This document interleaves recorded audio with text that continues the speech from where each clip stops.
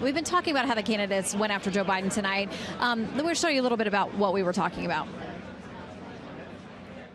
Will not be taken to task by Senator Biden or Senator Bennett's plan. What he's saying is absolutely inaccurate. I don't know what math you do in New York. One of us has learned the lessons of the past, and one of us hasn't. If you cross the border illegally, it's a crime. I didn't hear your response when the issue came up of all those deportations. You need to be able to answer the tough questions. I keep my recommendation in private. What Vice President helped author in '94 was a mistake.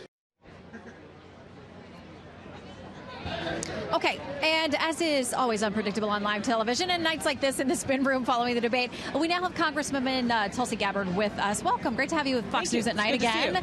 Okay, so I got to tell you that the Google search tonight showing that you are, once again, one of the most searched, if not one of the biggest names searched tonight. I know that you had some problems that you are contesting. Google did not treat you fairly after the last debate. Yeah. Tell us about that.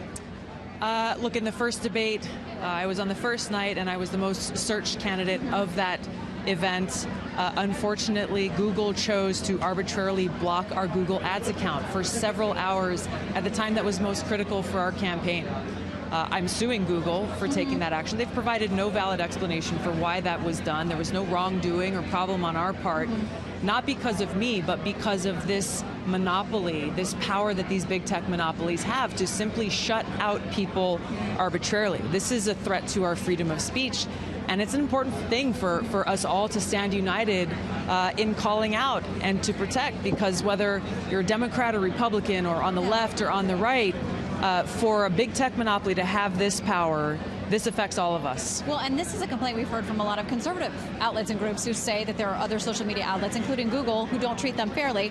It sounds like you're making the same assertion from the other side of the aisle. I am, and I think one of the problems is that we're seeing is that people seem to feel like this is a left-right issue rather than seeing it for what it is, which is a free speech issue, and how dangerous it is that you have these big tech monopolies like Google and Facebook that literally have the power through their algorithms and the things that they choose to do or the people they choose to shut out to influence our fair elections. This is what's at the heart of the action that I'm taking, and I'm taking it on behalf of the American people. And we know it's something that both sides are worried about, so we cover that a lot. We'll continue to track that. I know you don't have much time, we don't either, so I want to make sure we get to a couple important things. You said tonight, and it sounded like you didn't get to finish your answer, but you made an accusation tonight that this president, President Trump, is in some way supporting al-Qaeda. Now, is that in connection with our partnership with Saudi Arabia, our support of Saudi Arabia? What were you getting at with that?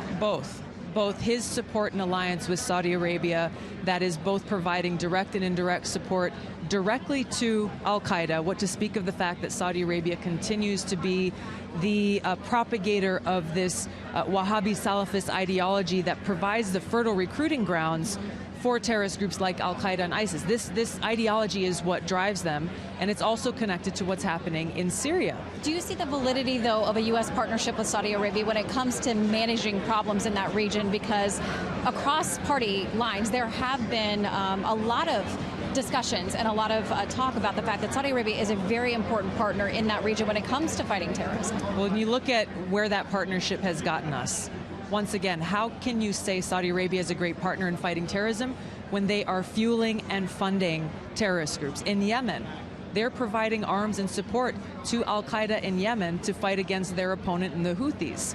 They are strengthening al-Qaeda. Let's see where our partnership with Saudi Arabia has gotten us in waging a genocidal war in Yemen that has taken the lives of tens of thousands of people and causing millions more to suffer. And see where that partnership with Saudi Arabia has gotten us as they are amping and pushing for a war with Iran, a war that would be far more devastating, far more costly than anything we experienced in the war in Iraq.